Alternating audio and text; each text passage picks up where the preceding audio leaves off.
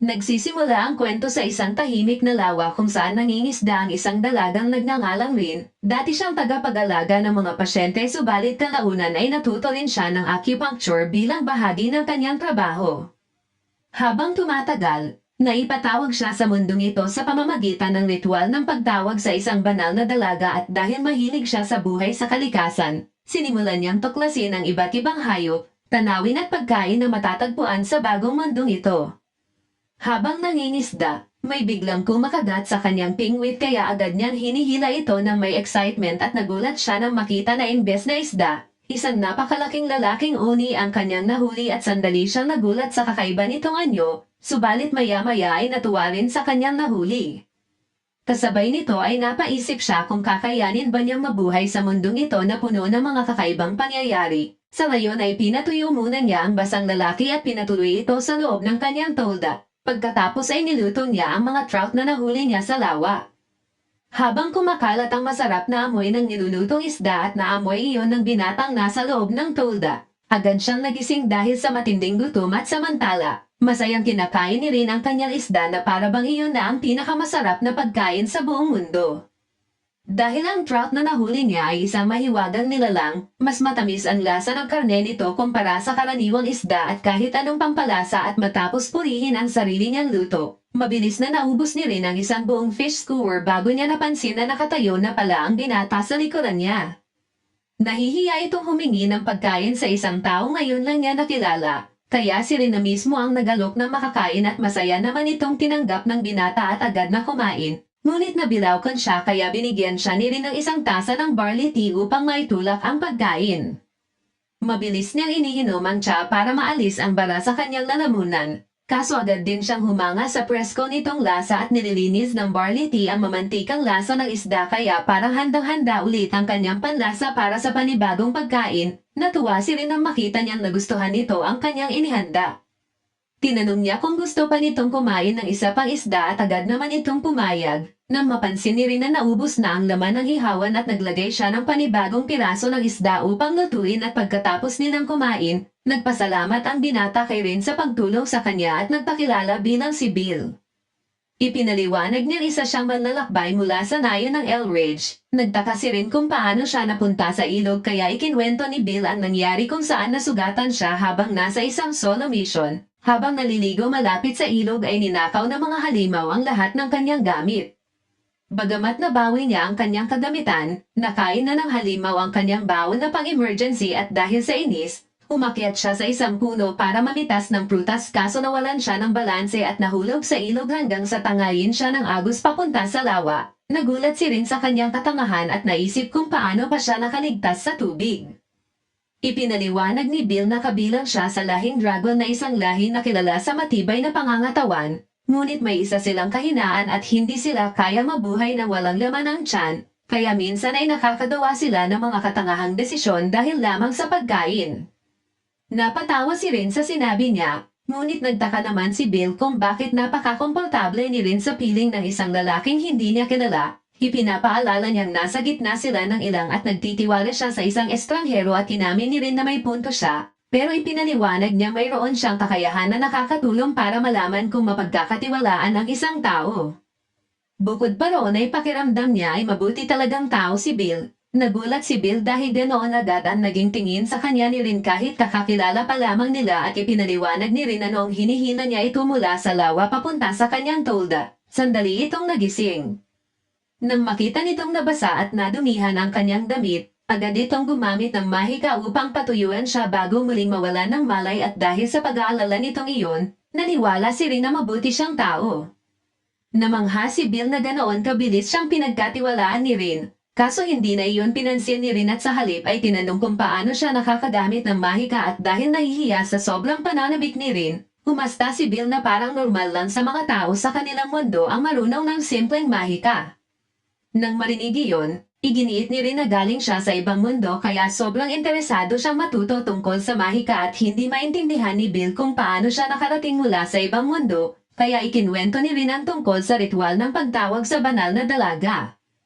Naalala ni Bill ang isang matandang alamat at ayon sa kwento ng kanyang lolo, Ang banal na dalaga ay isang maalamat na bayani na ipinatawag mula sa ibang mundo upang talunin ang lahat ng halimaw at magdala ng kapayapaan sa kanilang mundo. Pero para sa kanilang dalawa isa lamang itong alamat at sa totoo lang, normal lamang ang araw ni Rin sa Earth nang biglang bumukas ang isang kakaibang butas sa ilalim ng kanyang mga paa. Nahulog siya rito at napunta sa isang mahalikang palasyo sa bagong mundong iyon kung saan ipinatawag siya ng mga salamangkero. Bukod kay Rin ay mayroon ding isa pang babaeng estudyante sa high school na ipinatawag mula sa Earth. Isang binatang mukhang prinsipe ang agad na nabighani sa kagandahan ng isa pang dalaga at idineklara itong maalamat na banal na dalaga. Pagkatapos noon, sinigawan niya si Rin dahil sa tingin niya ay walang silbi ang kakayahan nito at pagdaraan ay gumamit ang isang Imperial Mage ng teleportation spell at ipinadala si Rin sa lawa at pagdating niya roon, ginamit niya ang mga bagong kakayahang natanggap niya sa mundong iyon upang mangisda at mabuhay hanggang sa makilala niya si Bill. Nagalit si Bill nang malaman niyang basta na lamang itinapon ng prinsipe si Rin sa gitna ng kalikasan matapos siyang pilitin na ipatawag mula sa ibang mundo. Hindi naman iyon gaanong ininda ni Rin at sa halip at tiningnan ni Bill ang kanyang mga kadamitan at tinaming halatang galing nga sa ibang mundo ang napakaganda niyang camping equipment, bagay na ikinatuwa ni Rin. Pagkatapos ay tinanong ni Bill kung ayos lang ba talaga siya kahit nahihiwalay siya sa kanyang sariling mundo at pamilya. Ngumiti si Rin dahil sa pag-aalala nito at sinabi niyang normal sana siyang matatakot sa isang hindi pamilyar na lugar, kaso nakatanggap siya ng bagong kakayahan na tinatawag na survival. Dahil sa kakayahang ito ay mabilis siyang nakakaangkop sa kahit anong kapaligiran kaya nananatili siyang kalmado sa pisikal at mental na aspeto. Bukod pa rito kaya rin itong matukoy ang mga panganib sa paligid, kaya komportable at panatag ang pakiramdam ni Rin kahit nasa isang ganap na hindi pamilyar na mundo siya. Pagkarinig nito ay namangha si Bill dahil ang kakayahan ni Rin ay isang malaking biyaya para sa mga adventurer. Nagtaka siya kung bakit itinuring iyon ng prinsipe na walang silbi. Ipinaliwanag naman ni Rin na marahil ay may inaasahan itong mas kahangahangang kakayahan mula sa maalamat na banal na dalaga. Pagkatapos ay sinabi ni Rin na mayroon pa siyang isa pang kakayahan na mas nakakagulat. Ngunit bago pa niya ito maipakita ay kumakalam ng malakas ang tiyan ni Bill sa gutom kaya humingi muna ito ng dagdag na pagkain. Namangha si Bill na marunong palang magluto si Rin at ipinaliwanag naman niya na libangan lamang niya ang pagluluto. Pagkatapos ay naisip niyang ipakita na rin ang kanyang buong kusina at dahil napatunayan na ni Bill na mapagkakatiwalaan, itinaas niya ang kanyang kamay at nagbigay ng isang utos at biglang lumitaw mula sa wala ang isang buong camper van. Ipinaliwanag ni Rin na ang espesyal niyang kakayahan ang nagtatago sa camper van at siya lamang ang makakapagpasya kung sino ang papayagan na makakita nito. Pagkatapos ay pumasok siya sa pinto ng camper na may kakaibang dimensional portal sa loob. Sumunod si Bill at halos mawalan siya nang masabi nang makita ang isang kompletong tirahan sa loob ng sasakyan. Hindi niya matanggap ang kanyang nakita kaya dali-dali siyang lumabas at iniisip na isa itong uri ng ipinagbabawal na mahika. Kaso nang pumasok siya muli ay ganoon pa rin ang kanyang pagkabigla. Ipinaliwanag ni Rin na gumagamit ang camper ng spatial magic, kaya mayroon itong walang hanggang espasyo para sa imbakan ng kahit anong bagay. Ipinakita rin niya ang refrigerator na puno ng pagkain at sinabing automatiko itong napupuno muli sa tuwing may kinukuha siya rito. Nagtaka si Bill kung paano nakakagawa ng walang katapusang pagkain ang camper. Ipinaliwanag ni Rin na ginagawa nitong mga kapakipakinabang na kagamitan ng mana na nasa paligid. Sinabi rin niya na bukod sa refrigerator at ang lababo ay nakakapagbigay ng walang hanggang tubig gamit ang mana. Habang ang palikuran naman ay madaling nagtatapon ng lahat ng basura sa pamamagitan ng pagbabalik nito bilang mana. Pagkarinig sa mga pambihirang kakayahang iyon, sinabi ni Bill na ang camper van ni Rin ay parang isang napakalakas na kuta at dahil halos walang katapusan ang mana sa kanilang mundo, kaya nitong suportahan ang isang buong pamilya gamit ang walang hanggang supply at himbakan. Ngumiti si Rin at nagbiro na wala pa naman siyang balak sakupin ang mundo. Nagtaka si Bill kung paano ito hindi napansin ng maharlikang pamilya at ipinaliwanag ni Rin na ang camper van ay maaari lamang gamitin sa labas, kaya malamang ay hindi nila ito natuklasan. Pagkatapos noon ay tumayo si Rin upang ihanda ang hapunan at dahil hindi marunong magluto si Bill, lumabas muna siya upang maglibot at maghanap ng mga halimaw sa paligid at makalipas ang ilang sandali, bumalik si Bill na may dalang karne ng isang halimaw na almiraj. Naalala ni Rin na minsan na siyang nakakita ng ganoong halimaw at nagulat siyang pwede pala itong kainin. Nagpasalamat siya kay Bill sa tulong nito at ngumiti rin si Bill bilang tugon at saglit na natulala si Rin sa kanyang ngiti. Ngunit mabilis din siyang nakabawi at inihain ang hapunan. Dahil naghanda siya ng isang mesa na puno ng iba't ibang masasarap na pagkain mula sa Earth, pakiramdam ni Bill ay para siyang nasa isang mamahaling gourmet banquet at nagtanong siya kung ayos lang bang kumain ng ganoon kasosyal na pagkain ng libre, pero hinikayat siya ni Rin na huwag mag-alala. Umupo silang dalawa at nagsimulang kumain. Unang tinikman ni Rin ang isang risotto na niluto gamit ang gatas na mahiwagang trout, pagkatapos ay sinundan ito ng iba pang putahe na gawa sa karne ng almiraj. Samantala ay nagsimulang manginig si Bill matapos ang unang subo. Inakala ni Rin na baka hindi nito nagustuhan ang pagkain pero sa totoo lang ay labis lamang siyang namangha sa sobrang sarap nito. Nang makabawi siya ay mabilis niyang inubos ang lahat ng pagkain at humingi pa ng dagdag na serving. Pagkatapos ng hapunan ay tinanong ni Bill kung chef ba si Rin sa dati niyang mundo, ipinapaalala ni Rin na libangan lamang niya ang pagluluto. Ngunit para kay Bill ay dapat siyang ipagmalaki ang kanyang sarili at sa kanilang mundo kasi, mas simple ang mga pagkain kaya kakaunti lamang ang kaya magluto ng mga ganoon kasarap na putahe. Pagkatapos ay tinanong niya si Rin kung ano ang balak nitong gawin kapag umalis na siya sa kagubatan. Inamin ni Rin na wala pa siya malinaw na plano at dahil sa kanyang kakayahang survival, hindi naman siya nahihirapang manatili sa kalikasan habang iniisip ang susunod niyang gagawin. Ipinapaalala ni Bill na hindi siya makakapasok sa kahit anong bayan kung wala siyang pagkakakilanlan. Dahil doon ay natauhan si Rin at napagtanto na hindi siya maaaring magpalaboy habang buhay at dahil dito, inalok siya ni Bill na sumali sa kanyang grupo at ipinaliwanag niyang napakapangit magluto ng lahat ng miyembro ng kanilang grupo. Kaya lagi silang nanunungkot tuwing kinakailangang kumain sa labas.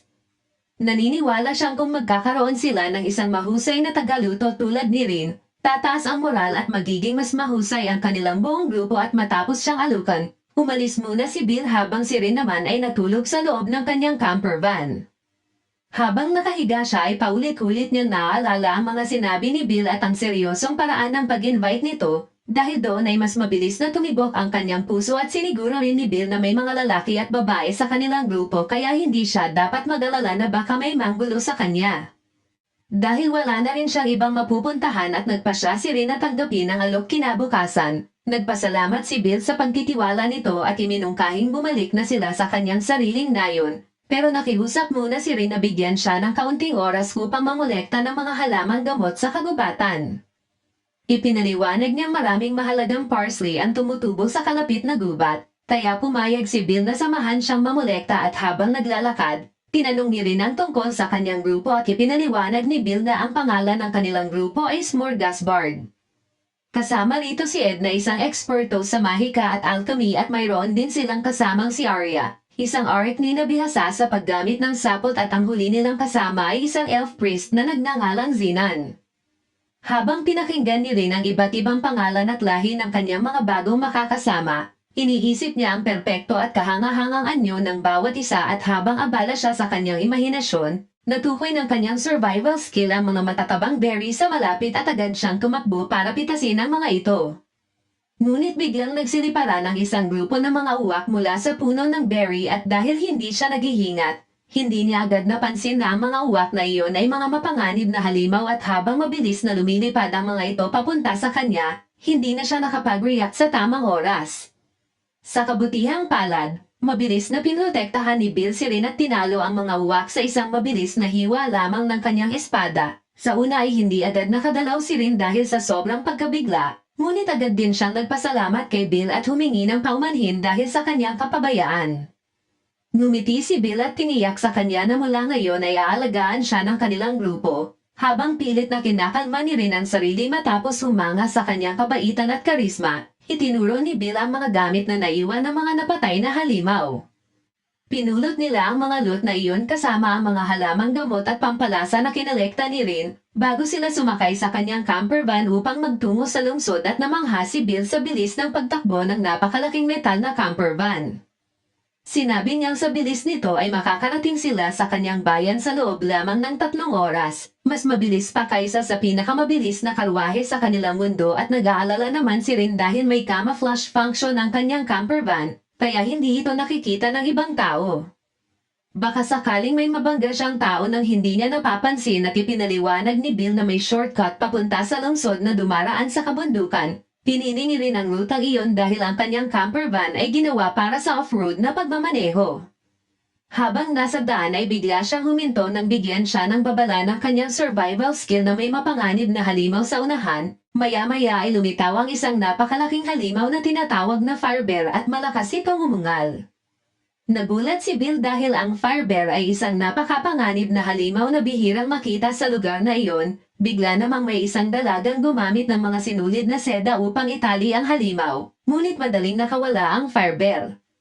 Hindi kalayuan na isang lalaking may pulang buhok ang sumigaw sa halimaw dahil nasaktan nito ang kanyang asawa. Samantala ay isang elf ang pinagtatawanan ang lalaking iyon dahil masyado raw itong overprotective. Gayong ang naputol lang naman ay ang mga sinulid na seda ng kanyang asawa. Agad na nakilala ni Bill ang 3 taong iyon bilang sina Arya, Ed at Zenon at nag-alala si Rin para sa mga kasamahan ni Bill pero buong kumpiyansa namang bumababa si Bill mula sa camper van, handang ipakita kung gaano kalakas ang kanyang grupo.